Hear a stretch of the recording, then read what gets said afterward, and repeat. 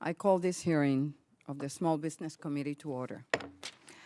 As Supreme Court Justice Brandeis famously said, sunshine is the best disinfectant.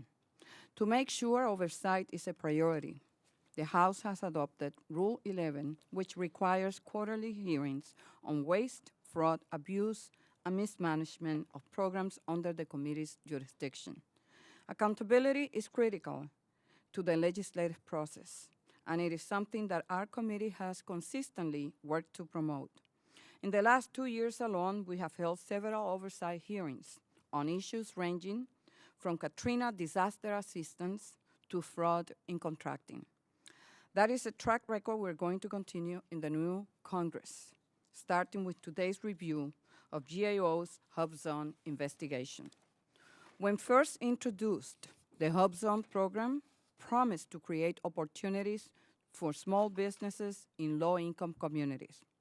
It was designed to do this by helping entrepreneurs access the federal marketplace. In theory, the benefits will be twofold. HubZones will not only bolster the small business community, but will also breathe new life into struggling neighborhoods. However, the program has been undermined by chronic underfunding, inherent program flaws, and sloppy management. Instead of being incubators for growth and development, HubZones have become breeding grounds for fraud and abuse. This afternoon's hearing will focus on a new GAO report on the HubZone program, the findings of which are nothing short of appalling. Unfortunately, HubZone fraud is nothing new. Last Congress, concerns on the part of both this committee and the business community prompted a General Accounting Office audit and investigation. What GAO found was that the majority of the HubZone businesses it reviewed in the DC area were ineligible. And yet somehow, these companies managed to collect over $100 million in federal contracts. Those are funds that should have gone to deserving small businesses. During last year's hearing on the matter, it quickly became clear that the HubZone program was not only dysfunctional, it was riddled with fraud. Apologists claimed these incidents were isolated. They argued that most HubZone businesses play by the rules and said the program shouldn't be blamed for a few bad apples. To see if this was in fact the case, we requested a broader investigation. The review, which was carried out in 4 different regions across the country, found that HubZone abuse is not unique to Washington. Rather, it is systemic.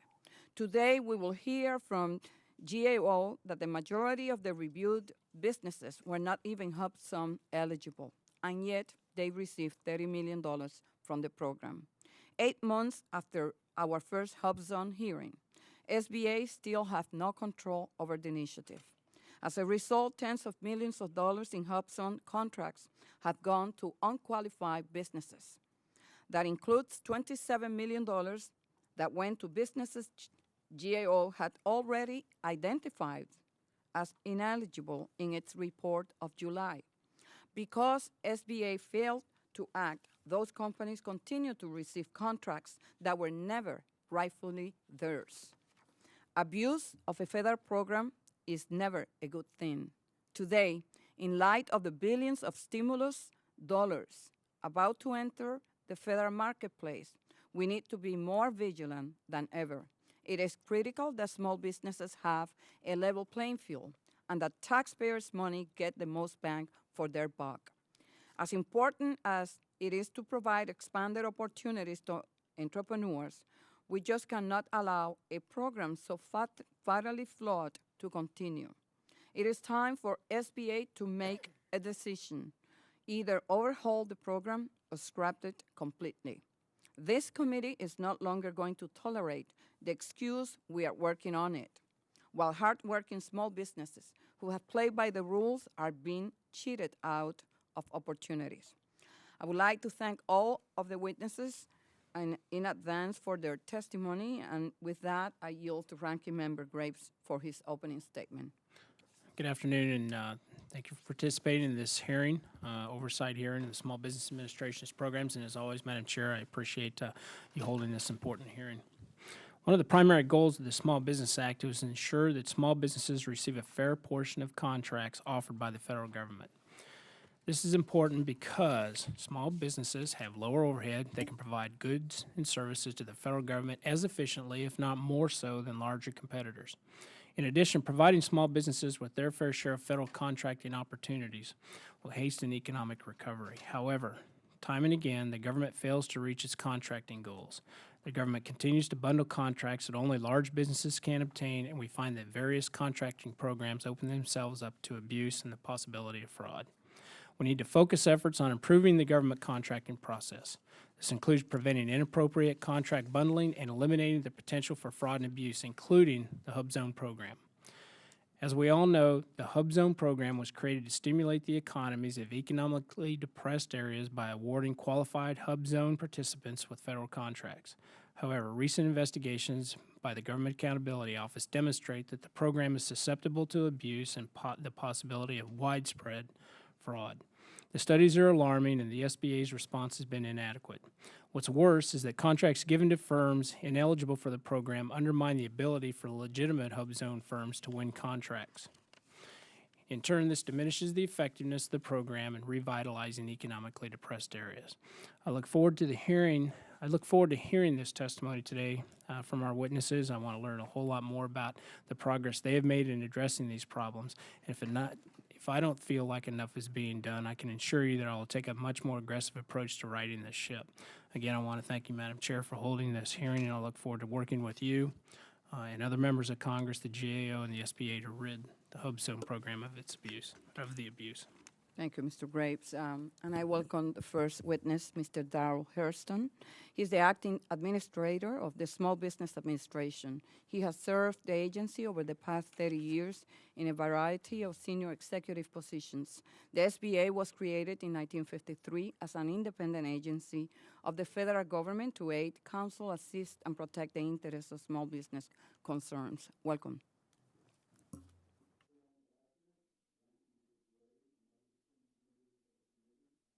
The opportunity to testify today in connection with the committee's hearing on waste, fraud, and abuse in government programs. As a federal agency with an $88 billion loan portfolio, the principles of stewardship, transparency, and accountability are essential to the integrity of the programs and the operations of the Small Business Administration. With the recent passage of the American Recovery and Reinvestment Act, as well as the fiscal year 2009 Omnibus Appropriations Act, federal agencies will be held accountable not only for developing effective and efficient strategies for implementing the new statutory provisions, but also for the prudent stewardship of taxpayer dollars used for funding the programs authorized under these acts. The SBA takes its ongoing responsibility to guard against and to prevent waste, fraud, and abuse in its programs very seriously. Ensuring that proper controls are in place is crucial to the agency's ability to implement and administer its programs in an environment that inhibits fraud, waste, and abuse.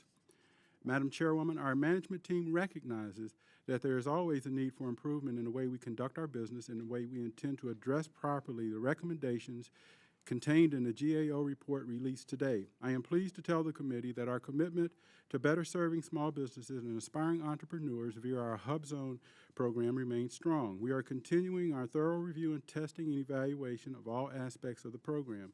Where applicable, we have established a new internal operating procedures.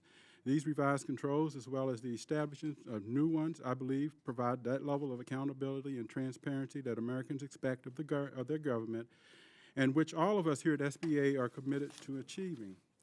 All of us at SBA recognize the important oversight role provided by the Office of the Inspector General and the General Accountability Office in identifying waste, fraud, and abuse in government programs. I want to assure you and the members of the committee that we are working diligently to implement recommendations contained in the GAO and IG reports that have identified waste, fraud, and abuse in SBA programs. Let me briefly provide you with a summary of important actions taken to date. With respect to SBA's Hub Zone program, the GAO issued a report in June entitled Additional Actions Are Needed to Certify and Monitor Hub Zone Businesses and Assess Program Results. The report identified potential waste, fraud, and abuse by identifying firms participating in the HUBZone program that may not have met program eligibility requirements.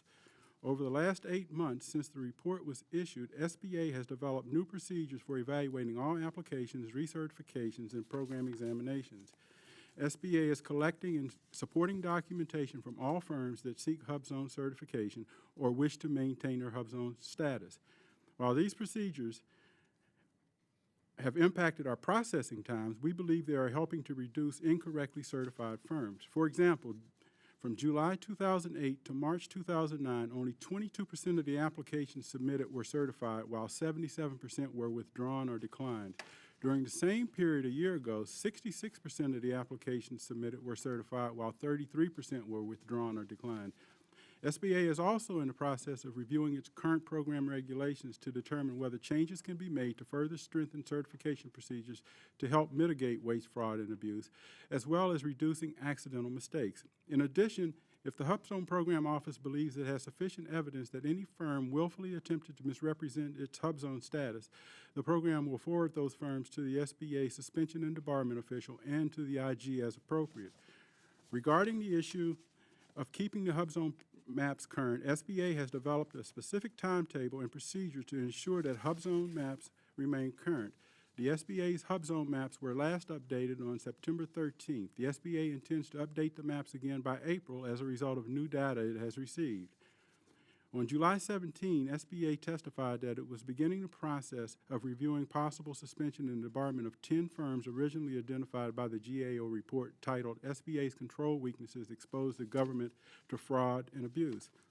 GAO originally referred the 10 firms to SBA's IG. In September, SBA's IG forwarded the files to the HUBZone Program Office so that it could begin its examination process.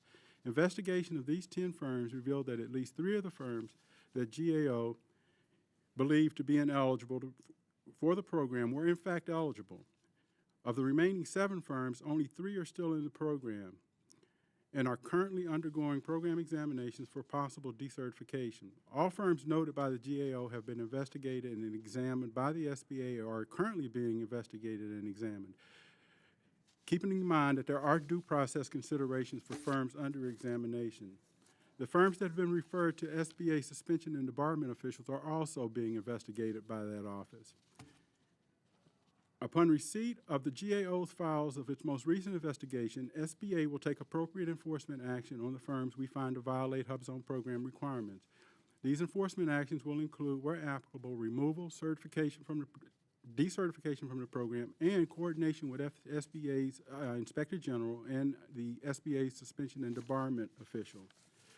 Chairwoman Velasquez and other distinguished members of this committee, thank you again for your opportunity to testify today in connection with the committee's hearing on waste, fraud, and abuse in government programs. I am happy to answer any questions you may have.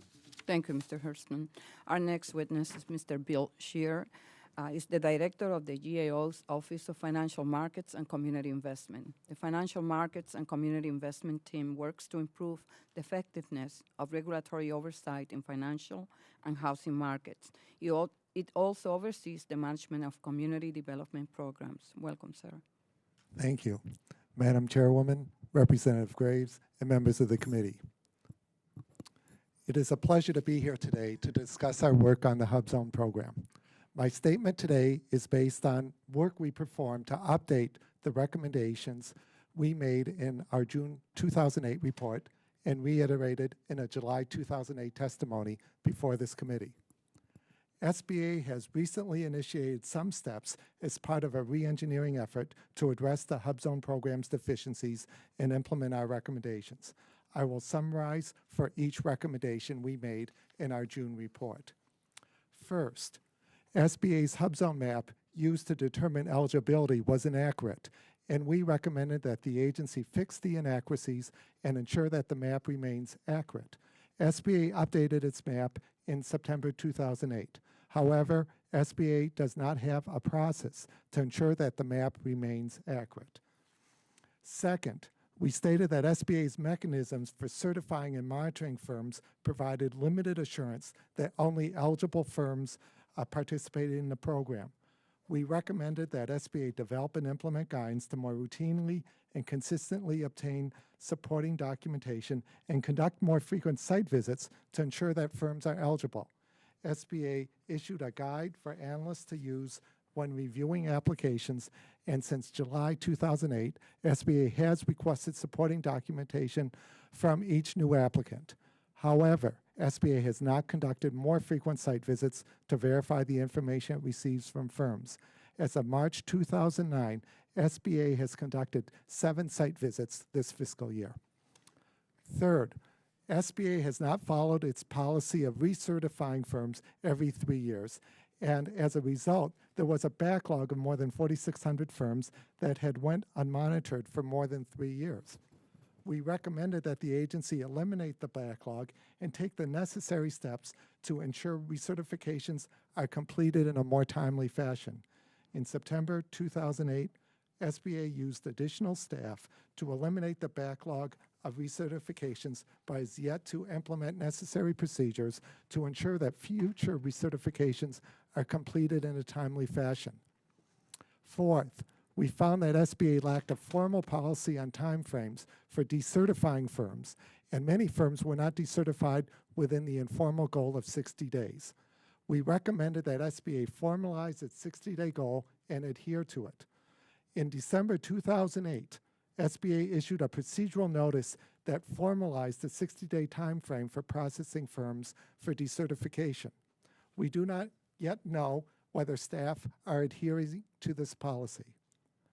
Finally, we also found that SBA had not implemented plans to assess the effectiveness of the Hub Zone program, and we recommended that the agency develop performance measures and implement plans to assess its effectiveness.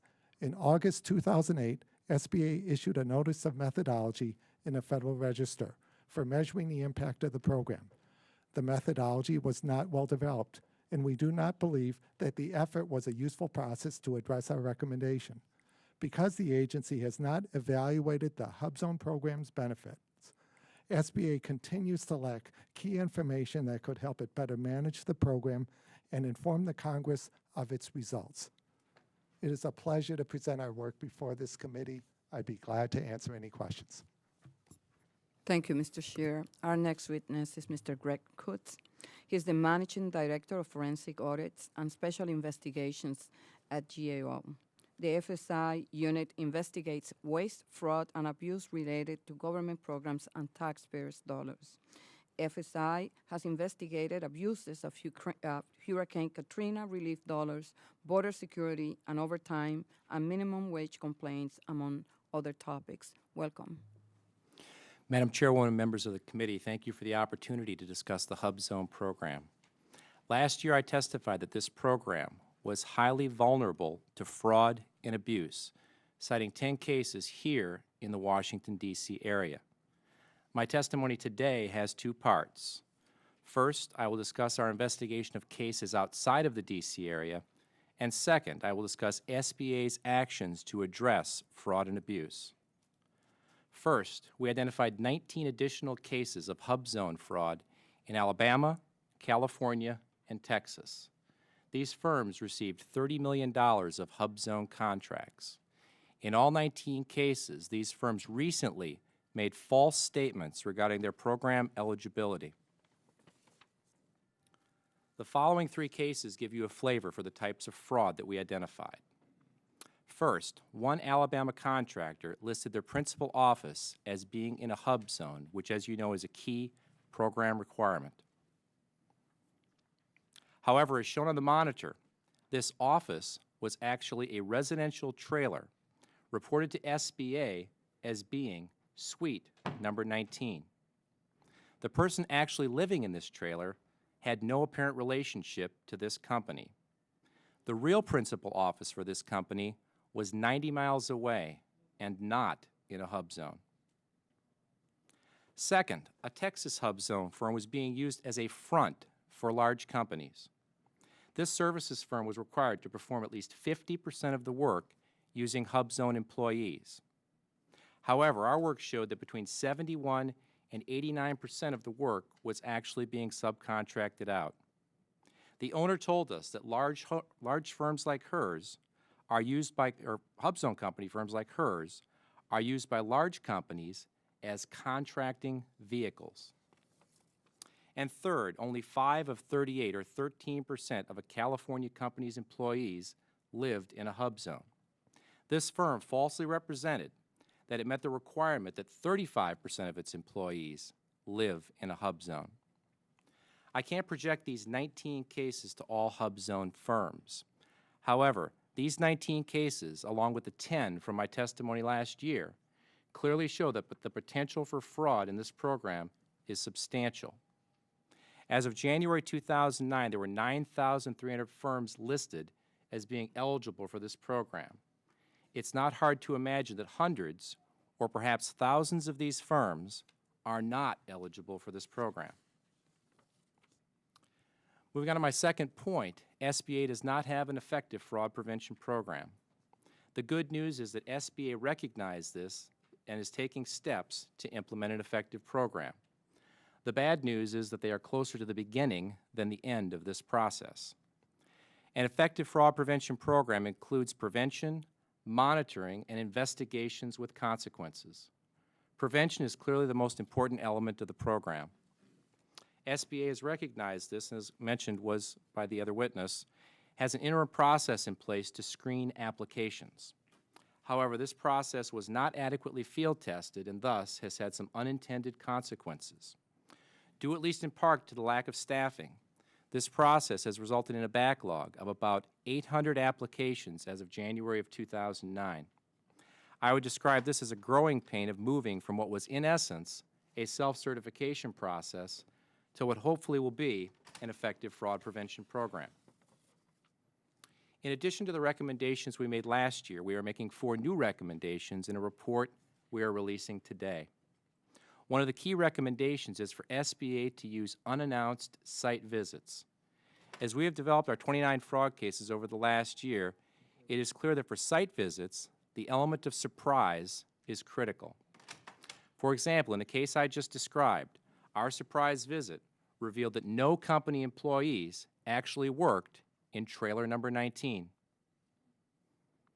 The picture on the monitor shows the row of mailboxes outside of this trailer as they appeared during our site visit.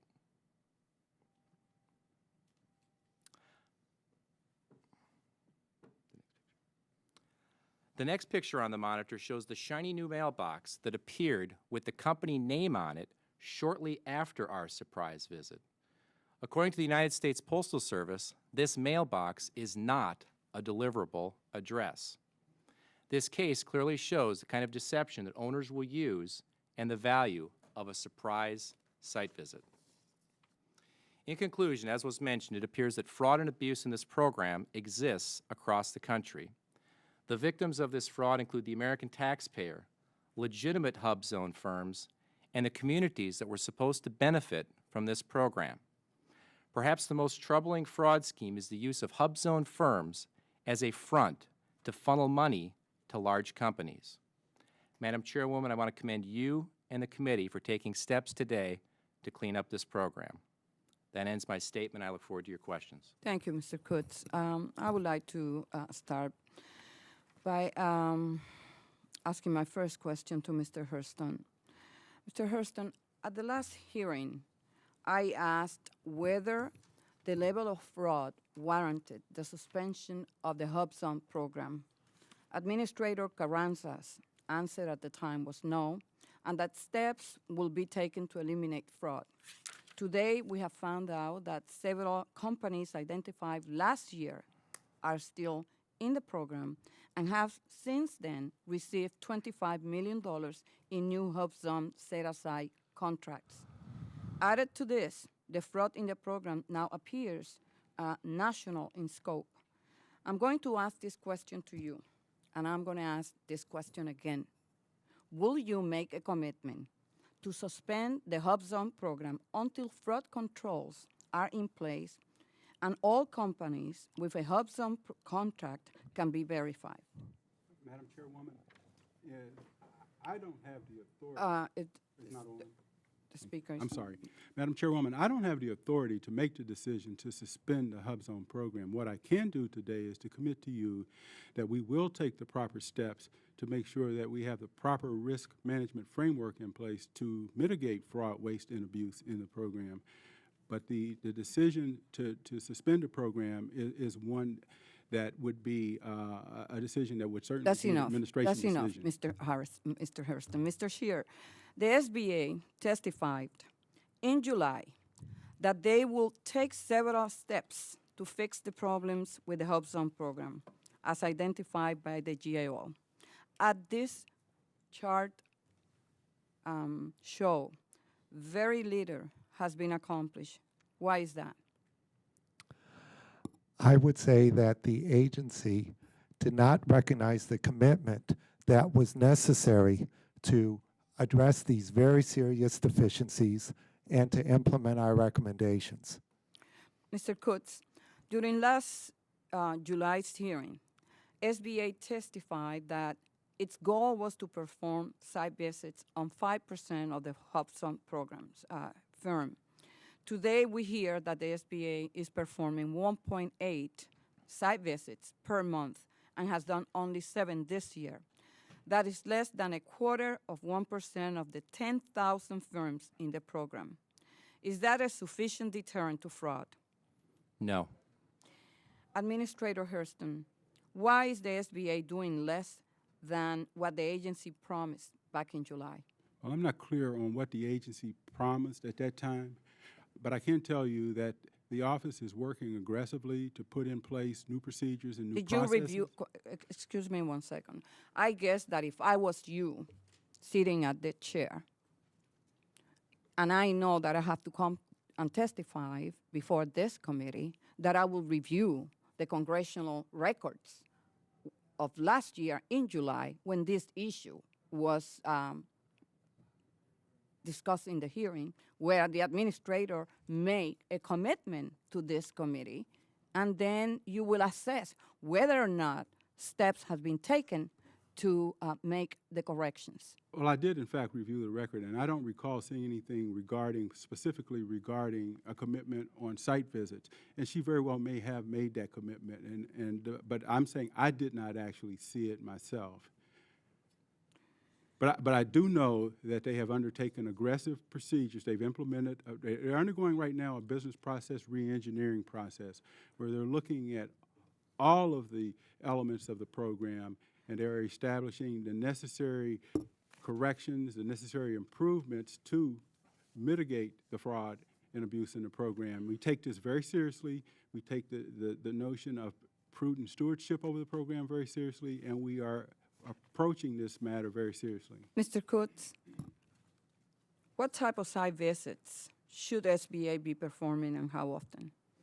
They should perform site visits, first of all, in the application process, at least on a risk-based basis, if you will, and they should be unannounced. They should not tell them they're coming. If we had told the company with the shiny new mailbox we were coming, the mailbox would have been there before we showed up rather than after we showed up. We've seen other evidence of, if you show up on a surprise basis, mail stuffed under the door, you talk to the neighbors, no one's been here in months, that's what you get with the unannounced site visit. If you tell them you're coming, then you have a problem. And in the program examination, I think you have the same situation. Once they get in the program, again, on a risk-based basis, unannounced, randomly, you should be actually going out and checking out what's really going on. Of the HubZone businesses that you spoke to, it seems many were not worried about meeting eligibility requirements. The silver mailbox you alluded to is symptomatic of the cavalier attitude. Do you think these businesses' attitudes reflect an awareness that punishment by SBA is a remote, if non-existent possibility? No, I don't think they think that there's a serious enforcement at this point. If you got, some of them actually admitted to us what they did. They're not going to say they committed fraud, but effectively they did. And if you could let me read a few examples for you, I think you'll see the pattern here. One of our cases admitted to bidding and accepting large HubZone contracts the firm couldn't perform without significant subcontracting. Another one admitted subcontracting the majority of their work to other firms or individuals. This was a services firm. Another one admitted noncompliance with the principal office requirement. Another one admitted they listed the principal office for proposal writing, and nobody actually really worked in the office except one person. And another one admitted that they kept listed principal office only to meet the hub zone requirement. And so I think you see the kind of attitude out there, and I don't think they think they'll ever get caught. And if they get caught, as we've seen, there's no serious punishment. Based on your investigations, can you provide this committee with an estimate about the number or percentage of fraudulent firms operating in the hub zone nationwide? Only with the ones we've looked at. We've only really looked at the principal office and 35% residency requirement. And for the ones we've looked at, again, they were based upon data mining and certain characteristics of certain cities such as Washington, San Diego, and San Antonio, that it was over 50% of the ones we looked at. The 50% subcontractor requirement, we weren't looking for that, but it actually popped out with several of the cases we had where it was very clear that the work was being done not by a hub zone company, but by large, in many cases, multinational firms that were doing well over half of the work. I'm going to recognize Mr. Graves, and then we'll come to a second round where we will continue to make questions. Thank you, Madam Chair. Mr. Hairston, last summer I contacted the SBA, and it was to inquire about the status of a petition of protest that was filed by a constituent of mine, and it was regarding a hub zone contract. And I've yet to hear back from the SBA. That was last summer. And I was just curious how long it typically takes to investigate a hub zone firm when a protest has been made. And I'd like for you all to get back with me on that. Well, typically, a protest should be handled within a very short period of time, within a matter of several days. Generally, a protest procedure takes place in about 7 days. So you should have received a response. There's no defense for you not receiving a response regarding the protest, or at least an acknowledgement of the outcome of the examination of the protest. Well, it was last summer, and I actually followed up with the after the constituent made the protest, and like I say, it's not them necessarily hasn't heard, because they haven't either. But I was a little surprised that I haven't heard from the SBA on it, and that was a little alarming, particularly given some of the things that I've heard. Another question is, is there any evidence that suggests that the hub zone program is meeting its objectives of economic development? From the metrics that we are actually maintaining, it would appear that there are in fact some jobs being created as a consequence of the program, and that some legitimate hub zone firms are in fact receiving contracting activity. When we look at the contracting activity for 2008, our records show that there were approximately $10.4 billion of awards that were labeled hub zone. Of that amount, it was only 12% that were actually awarded through the hub zone vehicle, which was about $1.8 billion. The remaining awards were actually agencies' multiple counting of awards, where awards may have gone either on a competitive basis or awards may have gone through the Section 8A program. But based on those awards, they were counting them. Because the firm was both an 8A firm or a hub zone firm, they were in fact counting them in both categories. So the main indicator we have right now is job creation. We recognize that we need much better metrics, and we are in fact in the process of developing much better metrics to be able to better report on whether the firms and the program are actually accomplishing the intent of the statute. Sure, I'd ask you the same question. There aren't metrics to really measure the benefits of the program. The performance measures are things such as applications processed, examinations performed. So let me take the first one, applications processed. You can see with the way things that we observe here, it's especially of concern because it's saying every application that gets through the gate is something that adds to the metrics. The effort to try to develop metrics it really wasn't a useful process, and the agency is basically starting over. They've stated that they've hired an economist to work on developing metrics, and we've encouraged them to reach out to us and to others, and we told that should happen soon. Last question. In the last summer's GAO report, it suggested that the hub zone maps were inaccurate, and I would ask what steps have been taken to improve this, and how regularly are they updated? You know, we're actually working right now to put a contract in place to ensure that the maps are updated on a regular basis. We update the maps once we receive information from the various agencies that provide information to us that impact the maps. Those agencies include the Department of Housing and Urban Development, the Department of Defense, the Department of Interior, the Office of Management and Budget, and several other agencies that provide information that actually have an impact on designating hub zones. And we're putting a vehicle in place to make certain that as that information flows in, those maps will be updated. And we just recently received information from the Department of Housing and Urban Development and OMB, and as a consequence of that, we'll be updating the maps again in April. Okay. Well, I'd appreciate it if you have whoever on your staff does the handles the inquiries, at least from congressional offices, and you get back with me on last year's. So I can assure you I will follow up on that one. Mr. Bright?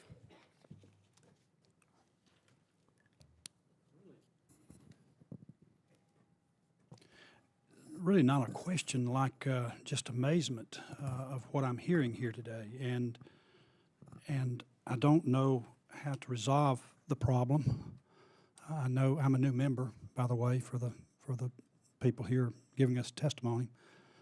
But you know, we're experiencing tremendous waste in our government, fraud and abuse today. And to me, this is a prime example of what we need to do as a small business committee to alleviate this, and not a year down the road. We need to do it ASAP. So, you know, I appreciate your testimony today, and Mr. Hairston, appreciate your testimony, but I think you're the one we're all looking at today to hear what you're going to do immediately before we take some type of drastic vote up here to alleviate or reduce or seriously curtail this program. So I just ask you, I mean, what's your take on what I've heard here? And you really don't have to say anything else. I'm astounded.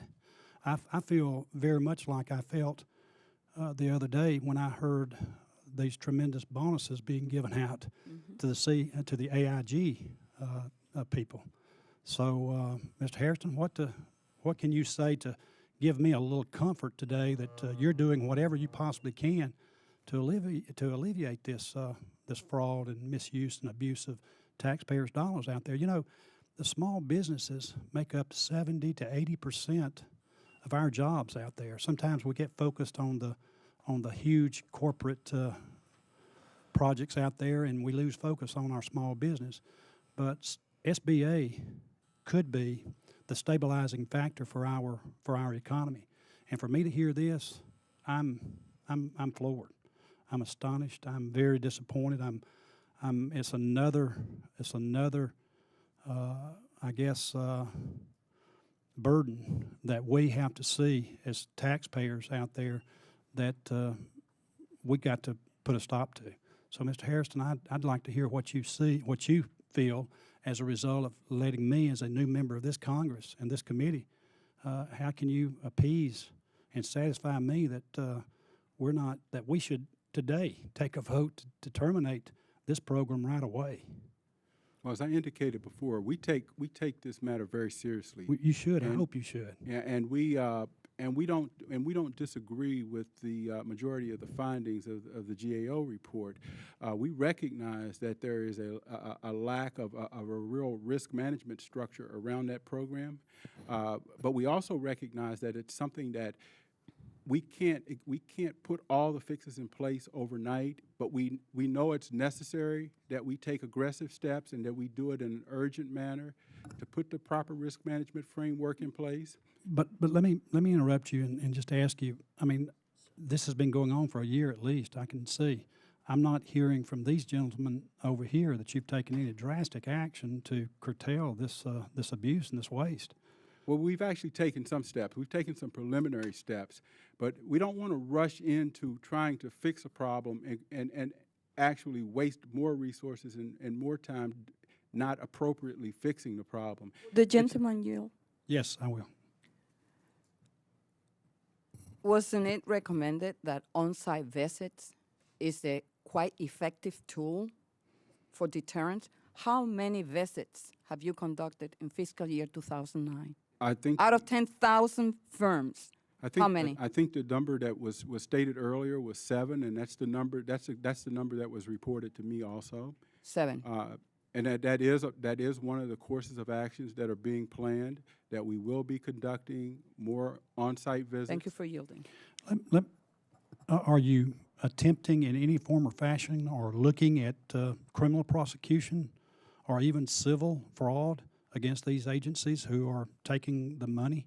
Well, in the cases that we're reviewing where we find that that seems to be an appropriate step, we are following the proper course. We are referring those cases to our Office of Inspector General. Have you any number to give us today of people you've done that to? Actually, I think we have. I'm not certain how many, in fact, we've referred to the Office of the Inspector General. I think all of the cases have been reviewed by the Office of Inspector General. I know we've referred 7 for a potential suspension and debarment through the normal suspension and debarment process. Congressman, I think they got declinations on all 10 from U.S. attorneys, so they're not going to get prosecutions. They're looking at civil, and then of course, only 4 of these so far have been decertified by SBA. Wow. Okay. Yeah, Thank you. And I think of 3 we found to be eligible. I'll close with the last few moments I have here, and say this: something needs to be done. It needs to be done right away. This is another case of waste, of fraud, and abuse that needs to be terminated ASAP. And Madam Chairman, I'll yield back the remainder of my time, but I'm very, very concerned about what I've heard here in the last 30 minutes. Using your time, Mr. Bright, if you yield before, I would like to ask Mr. Kutz, how many people have been referred for prosecution from GAO as a result of investigation?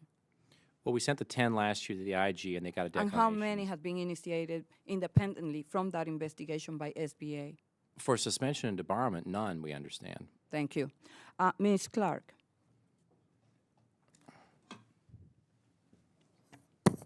Thank you very much, Madam Chairwoman. And I'm sorry. Mr. Bartlett.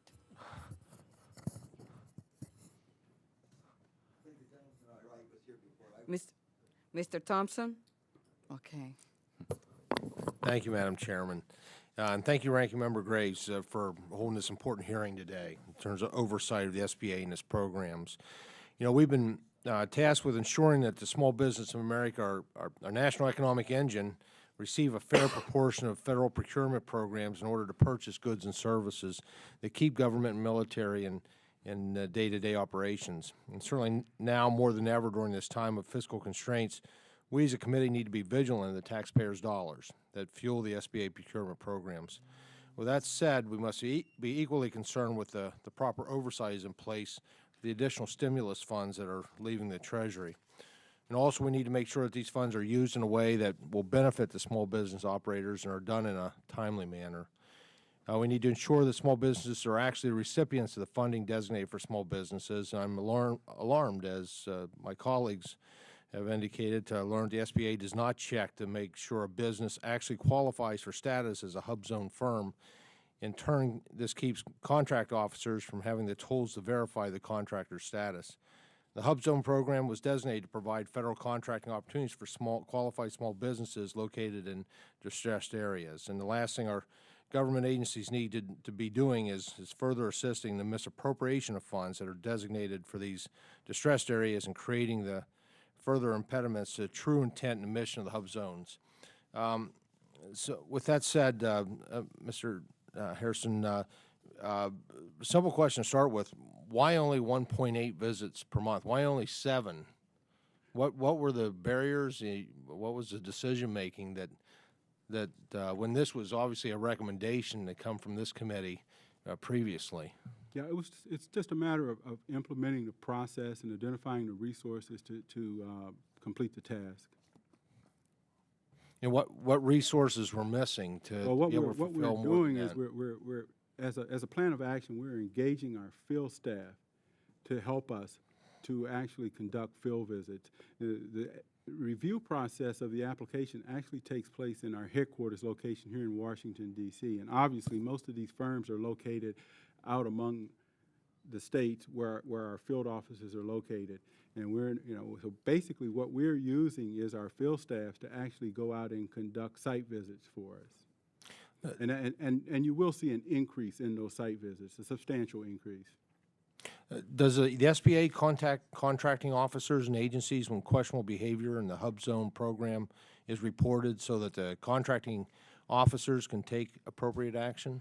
We would only contact a contracting officer if, in the event there was in fact a formal action taken. If the firm were to be debarred or suspended, then the contracting community would be put on notice. Conversely, if a contracting officer were to become aware of some fraudulent activity, particularly in respect to the failure to comply with the 50% subcontracting limitation requirements, then we would expect that they would contact us to notify us that a firm was not in fact complying with that particular requirement. And we would certainly hope that they would do that. Madam Chairwoman, I'll yield back my time at this point. Ms. Clark. Thank you very much, Madam Chairman and Madam Chairwoman and Ranking Member Graves. Thank you for holding this oversight hearing on the Hub Zone program. In the last Congress, you had a similar hearing that discovered many problems with this program, and I applaud your vigilance of this critical issue. As we are all aware, the Hub Zone program encourages small businesses to locate in and hire from the nation's most distressed communities. And it's hard to get firms to locate in distressed areas with low incomes and high unemployment. The Hub Zone program offers an incentive to make it worthwhile to take a chance on rejuvenating a distressed area. If properly implemented, the program has the possibility to create thousands of new jobs in the locations needing jobs the most. This is extremely important during these tough economic times. So once again, I commend you, Madam Chair, for holding this hearing today to see how we can prevent future fraud, waste, and abuse in the program, and that can be in a program that can be beneficial not only to my district, but many other districts across this nation. Mr. Hairston, this first question is for you.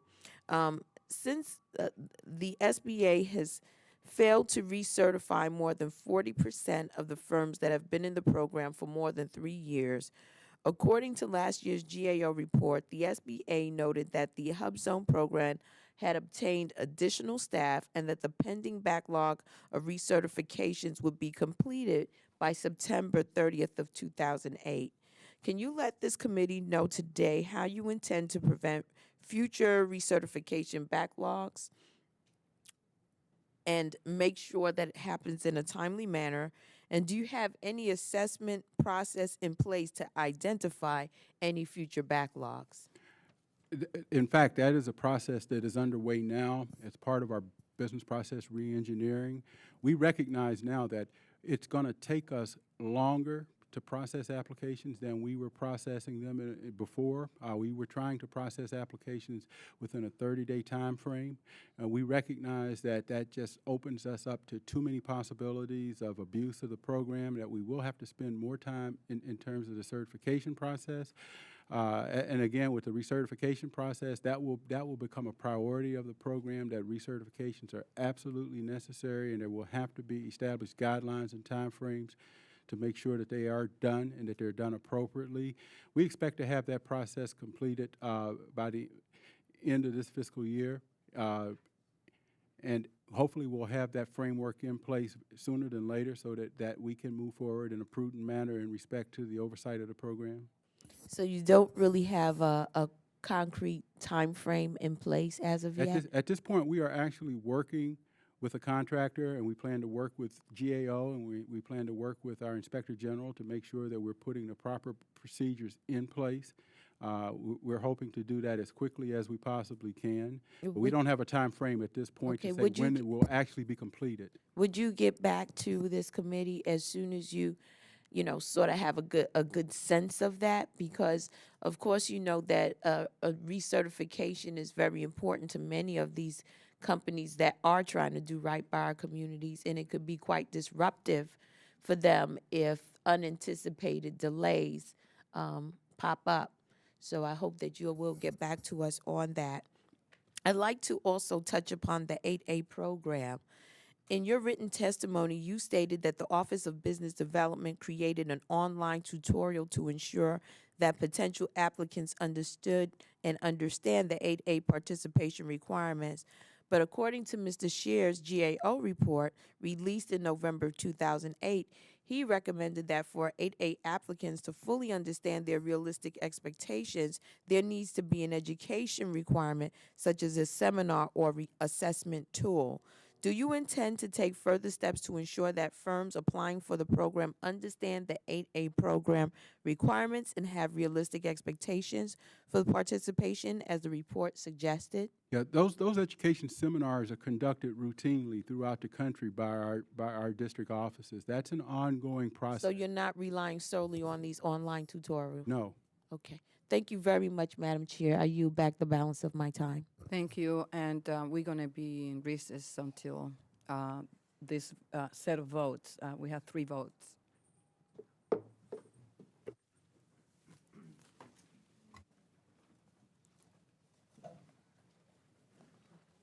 Take probably, what, 45 minutes, I think?